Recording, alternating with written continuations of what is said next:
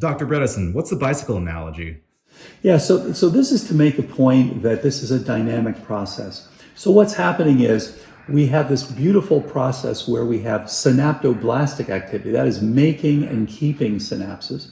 And at the same time, synaptoclastic activity, you're pulling back. And no different than with your bone, you have osteoblastic activity and osteoclastic activity.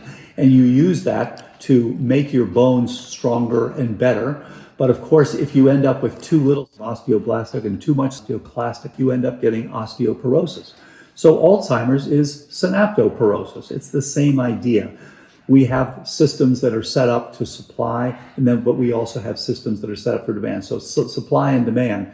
In the case of a bicycle, then, okay, we've got the supply that's giving us that power to go up the hill, and that is being supplied by things like your energetics, which are blood flow, mitochondrial function, oxygenation, ketone level, your ability to be insulin sensitive, all those things.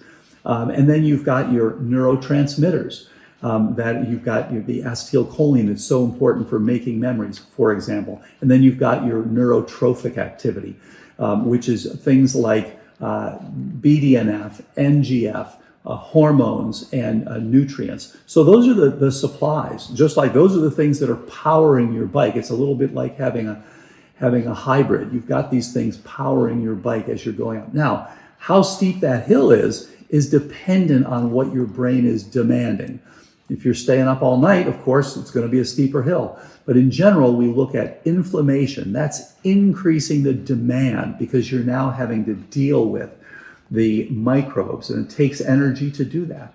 We have toxicity. This is a huge issue. So if you're exposed to these toxins, you're having to fight through that. That means that the hill's getting steeper and steeper, making it harder and harder for your bike to get up that hill. And then the third one is stress, if you've got a lot of ongoing stress. So you've got the supply and the demand, and we can identify these factors for each person and see what are the major contributors, what are the minor contributors, and how do we then improve that so that we can lower the slope on the hill and increase your power to get up it and keep you in that synaptoblastic mode.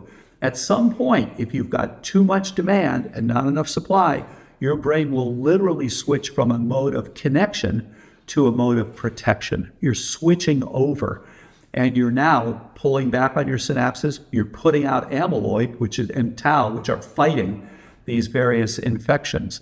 And you're going into a completely different mode, and you're on your way to developing Alzheimer's. So we can see it coming, we can do something about it, and that's the bicycle analogy.